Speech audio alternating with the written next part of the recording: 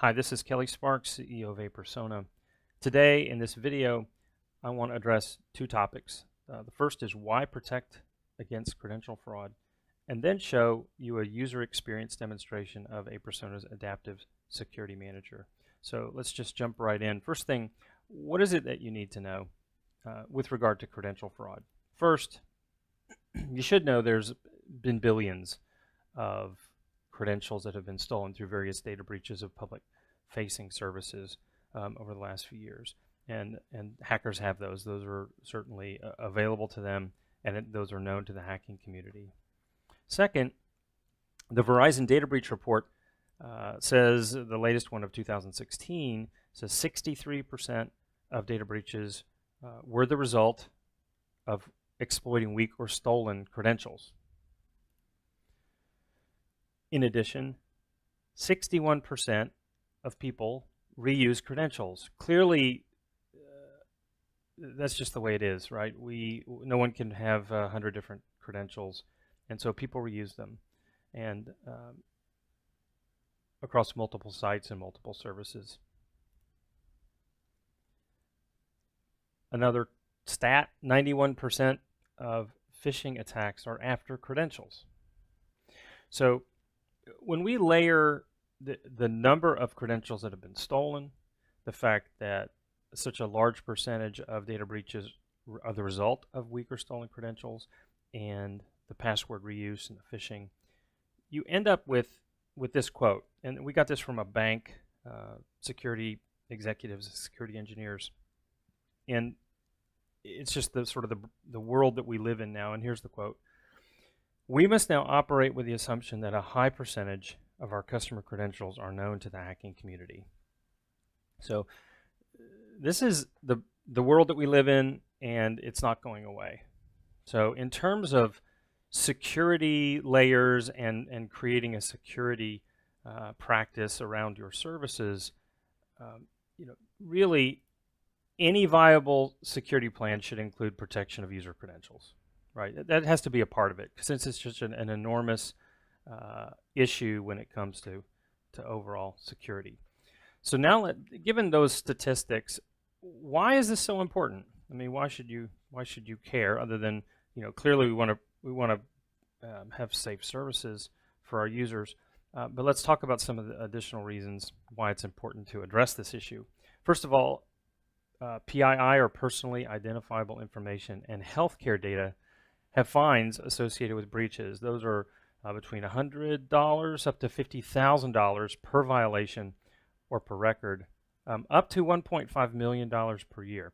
So the fines can get pretty hefty in terms of breaches of records and people being able to get into user accounts or your employee accounts.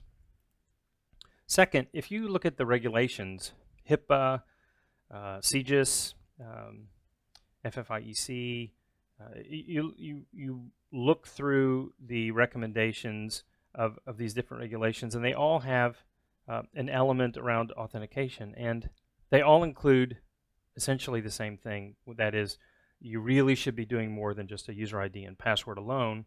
You should be doing multi-factor authentication, right? You should have something else.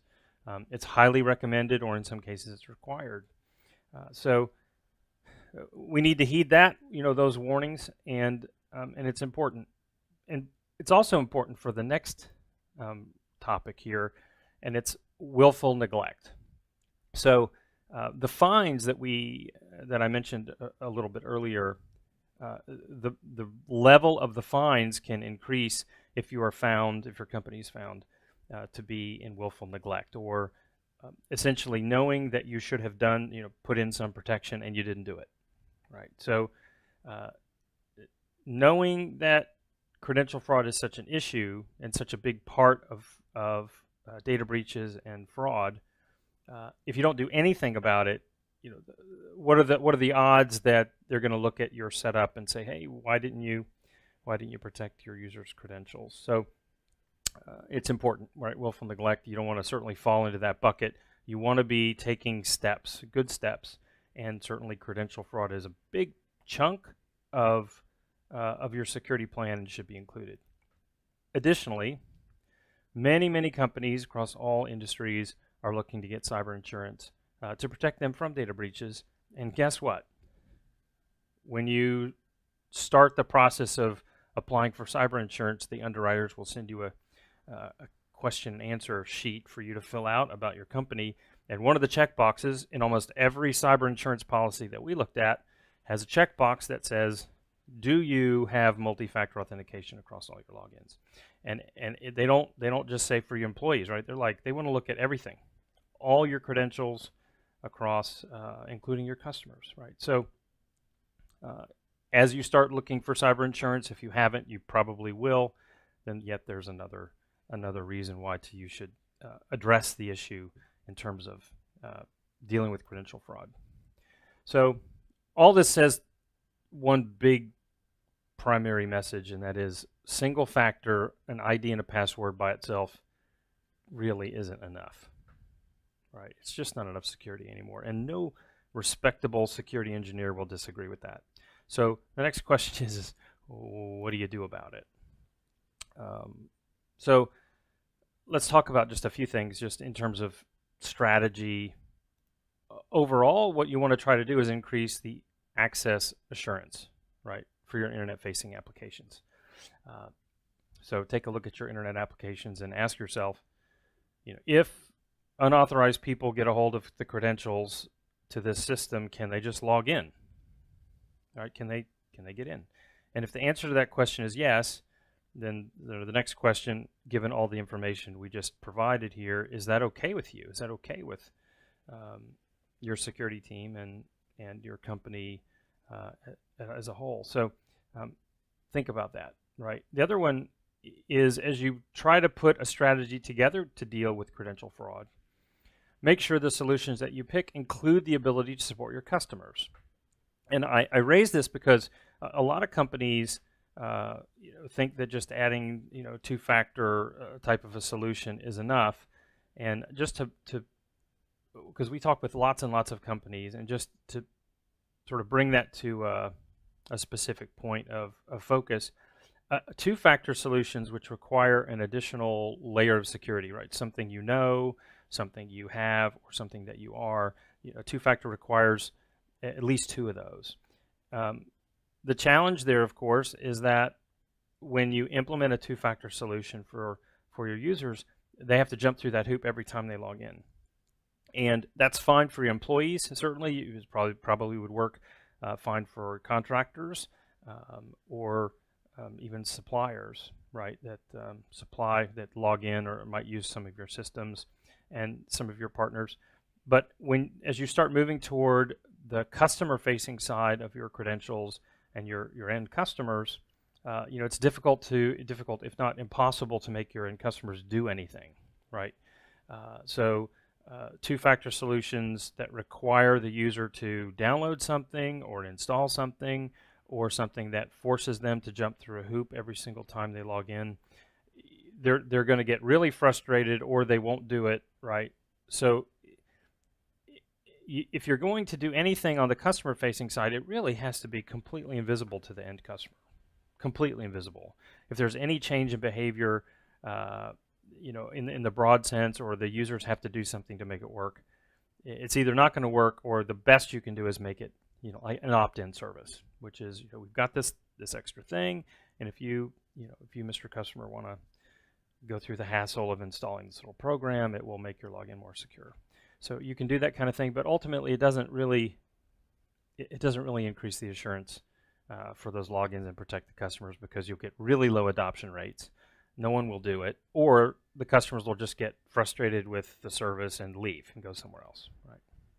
So, but customers are a big part. In fact, a really big part. Many services have a smaller user base in terms of employees, but as you get to their customer-facing side, they can have tens of thousands, hundreds of thousands, or even millions of users. So that's a big question, right? But it's important to protect everyone, including customers. So as we move forward, the first thing that a lot of companies see, especially if they've looked at trying to solve this problem before, the first thing that this discussion conjures up is, oh, it's going to get really complicated and really expensive for me to protect all my users, including my customers.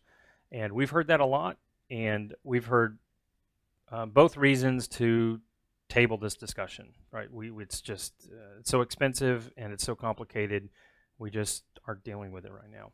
What I would like to say, at least from our perspective here at aPersona, that neither of those issues are the case, and we think we can help. So with that, let me just jump in real quick and show you how we effectively eliminate the high cost of credential fraud. That's our goal. That's what it is we want to try to do. And to show you how that works, I'm going to give you a quick demo of aPersona in action. All right, so I'm going to show you a quick demo here. So this is a site. You can actually see this URL up here. If you want to go to it, I'll have the link at the end of the video as well. So I've got an ID of demo, username is demo, and the password is just password. So I'm one of those users in this particular demo who has like the most stupid password you could ever imagine. Believe it or not, people still use that. But anyway, I'm going to log in with my credentials, and that's the demo. There's nothing really to see. aPersona is evaluating literally hundreds of factors behind the scenes. And from my perspective as an end user, I don't see anything. There's nothing that I did to make this technology work. There's nothing I installed. There's nothing I had to do, period. My entire behavior hasn't changed at all from where this service was just ID and password alone to being now completely protected by aPersona's Adaptive Security Manager. So feel free to try and log in with my credentials, demo and password, if you want to. You can obviously give us a call, and we'd be happy to talk to you about a little bit more about how it works and what's going on behind the scenes and give you a more detail. We have some other videos that show the back end of aPersona and how you set this up and how you manage it. But anyway, that's the quick summary. It's the Adaptive Security Manager from aPersona. We effectively eliminate the high cost of credential fraud. There's the demo link. You feel free to hit that and log in with demo and password if you'd like to try. And or contact us if you've got questions. We'd be happy to talk to you and see if there's if we can help or assist in any way. We'd love to. So thanks for watching.